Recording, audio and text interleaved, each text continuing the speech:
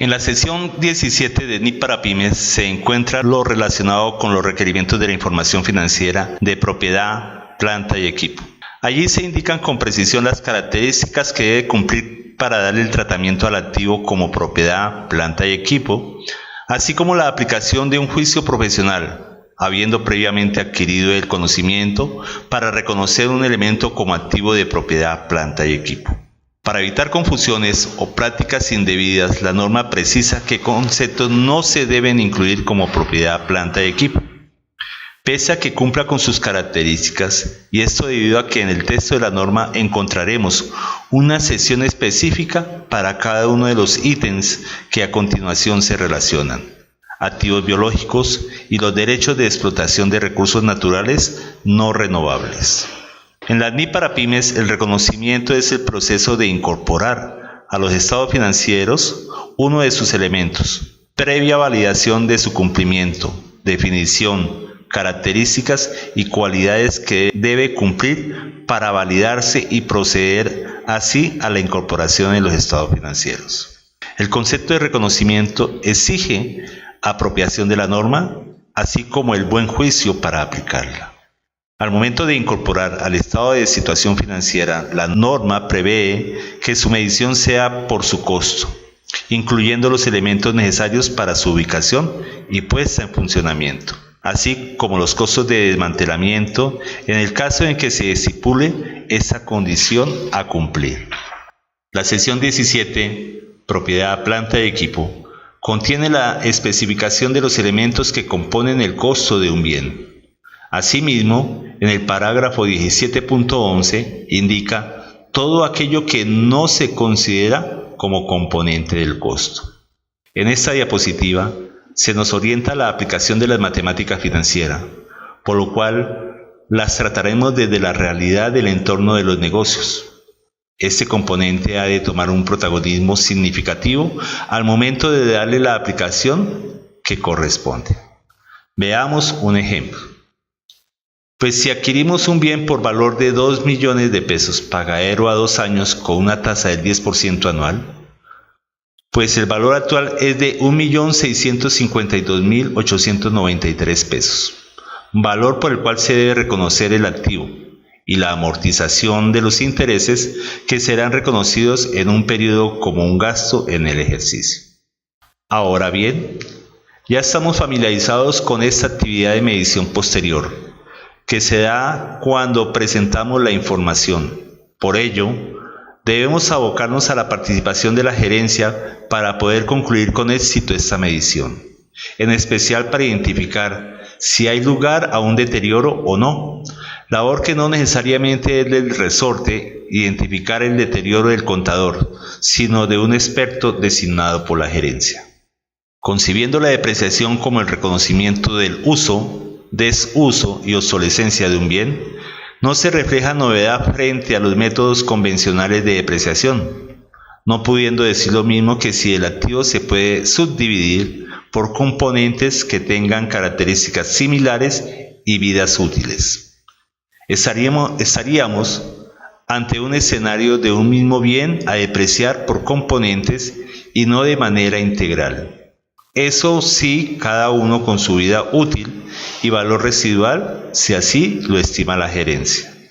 Temas de definición de vida útil no necesariamente son del resorte del profesional contable. De ahí que es indispensable que la gerencia, en su totalidad, se involucre en el proceso de definir y determinar las características y políticas que han de aplicarse en el marco normativo NIC. Pues ¿quién mejor para definir una vida útil de un activo que un ingeniero y un profesional que tiene el rol asociado a la operación del activo para aportar su juicio en la definición de la vida útil? Es potestativo de la gerencia aplicar el método de depreciación que considere útil y objetivo al reconocimiento de la depreciación para el activo de la propiedad, planta y equipo. Enfatizamos que la depreciación no cesará por el hecho de estar inactiva, a menos que el método aplicado esté basado en su uso.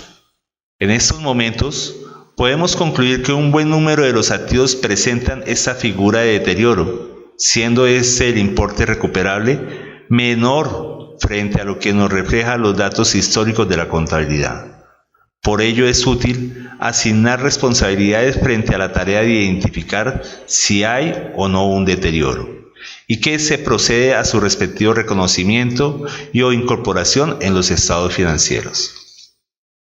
Seguimos avanzando y ya nos encontramos en la sesión 16 de NIP para Pymes, que nos especifica los términos contables y financieros relacionados con los activos intangibles, resaltando el hecho que solo da lugar a los activos intangibles adquiridos mediante una negociación, pues para los desarrollados internamente no es permitido tratarlos como un activo, sino como un gasto.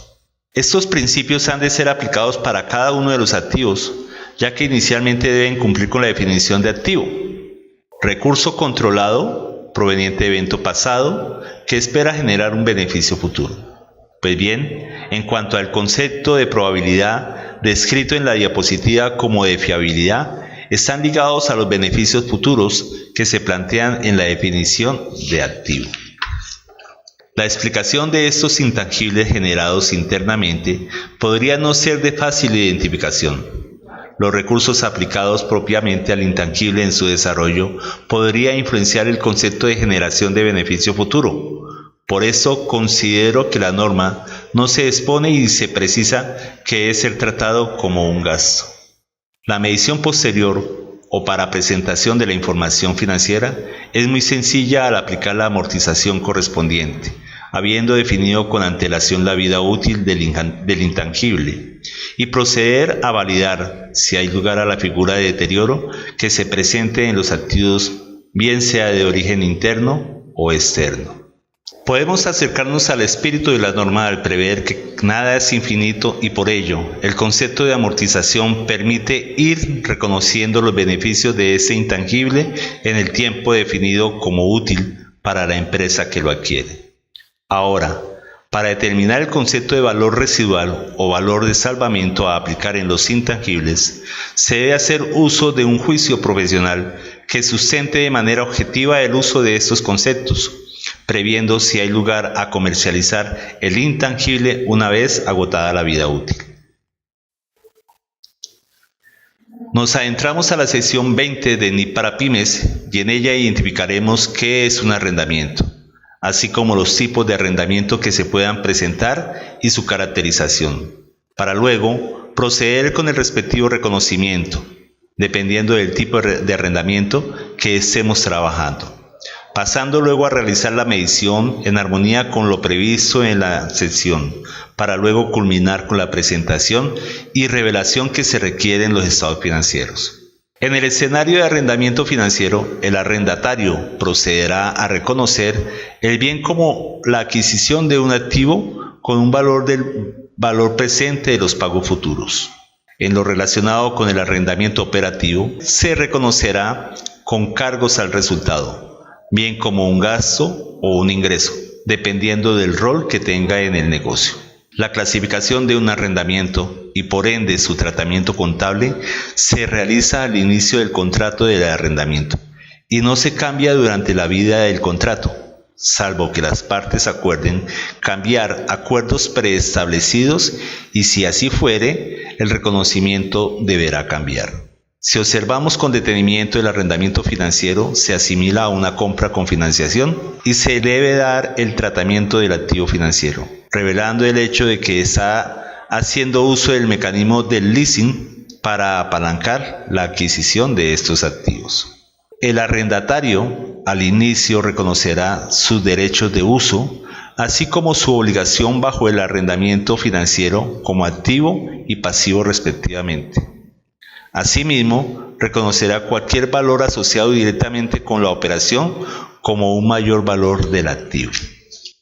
Para esta ocasión, debemos retomar el concepto de costo amortizado, visto en matemática financiera, para elaborar los cálculos correspondientes, elaborar la tabla de amortización y proceder a su reconocimiento.